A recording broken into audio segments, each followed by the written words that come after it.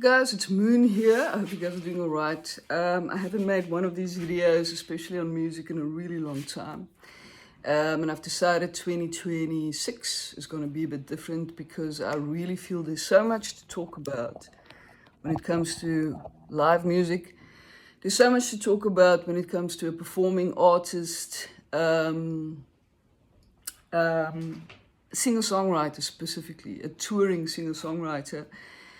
And there's things that go on in my head when I tour, and I think this is kind of, again, it's like a little diary for me, but also if it can help someone else, and also if someone else is interested, and that's my cat, if someone is interested in this type of thing.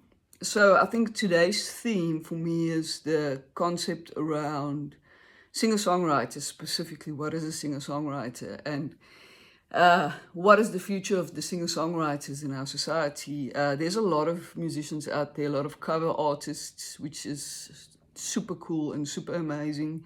I think the world is moving into a direction where there's more musicians, more people are playing, and that is amazing. Live music is definitely growing.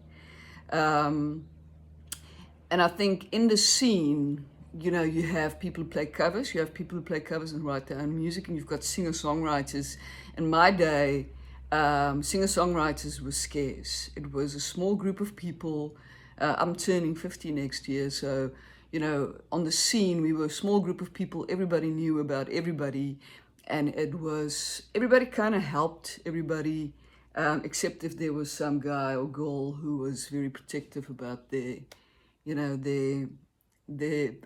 gigs and contacts, but that didn't happen often. And there was a culture around singer-songwriters specifically, and people would come out to listen to singer-songwriters, and we would kind of model ourselves on our favorite singer-songwriters. And singer-songwriting was a specific musicianship completely on its own. For us, it was Nick Cave and Tori Amos and even Rodriguez and those type of guys, where for the generations before us, more Dylan and Waits and, and Patti Smith. So, it was kind of like you model yourself on singer-songwriters specifically because it was a genre of its own. And it was small. And as time went on, and I kind of feel after COVID specifically, there's a lot of musicians out there, and there's a lot of venues that hire a lot of musicians to play. There's a lot of concept shows, there's a lot of cover shows, singer-songwriter shows. It feels like it's kind of falling away a little bit, or it's not that sought after as it used to be in the old days. I think people are very sentimental, especially after COVID. Up until now, people are sentimental, and it feels like the time that we're living in is, in a way, we're looking back at the previous eras. It's almost like we're culturally not 100% sure what we are right now because there's so much information. Where it was more distinguished when there was the information came through in smaller or fewer wavelengths. And I think people are very sentimental about the 70s, the 80s, the 90s, which is also pretty cool. Even myself, I did a few concept shows. I did Total Eclipse of the Heart. 80s is a big thing for me. Jim Steinman, that kind of operatic, gothic rock is very into that type of thing. But it's very important for me to return to my original music. But to make a living from original music in South Africa is a challenge. Because the venues have got so many choices between musicians that they can use, because they want covers, they want background music, they want cover music, they want music that people can relate to, that people recognize, that people are sentimental about, and it is blowing up. And apparently it's overseas. There's also the scene of sentimental music. So I think splitting it and saying we do those shows, singer-songwriters do play cover shows because we need to also play shows where we make money. But the original venues seem to be fewer. And the question is, how do we get people back to listen to original music again? And are people still interested in listening to original music? I watch a lot of movies and series and Netflix and whatever. But I feel like I do pick a book up and I'm like, a book, there's something about a book. And I do go back to older movies, you know, if I can download movies from the old days, especially the really old ones, where you can still see the difference between different directors' styles.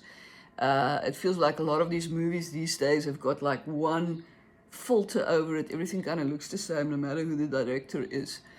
But there's an artistic value in being a singer-songwriter, and I think people are also returning to tapes.